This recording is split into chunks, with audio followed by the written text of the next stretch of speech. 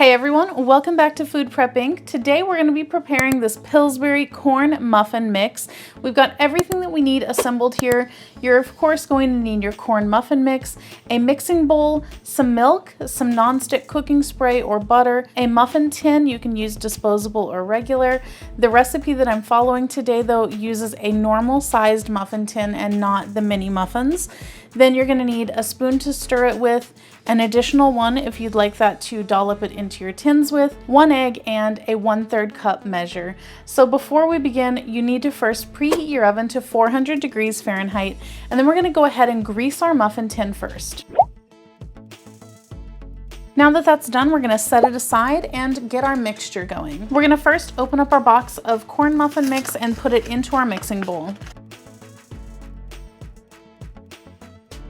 Go ahead and ignore the vegetable oil. I had that out here for a different recipe. You don't need this for this one. Next, we're going to add our 1 egg and our 1/3 cup of milk. And now we're just going to mix those together really well. Now that that's well blended, we're going to go ahead and fill our muffin tins 2/3 of the way full.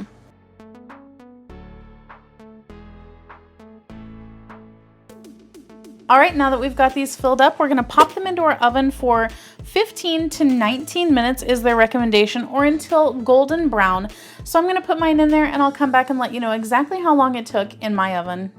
If you'd like to support this channel, the easiest way to do that is using our Amazon links the next time you shop there. All right guys, it has been 17 minutes in my oven and I feel like the tops are not really getting golden brown, but around the edges, I'm seeing that happening.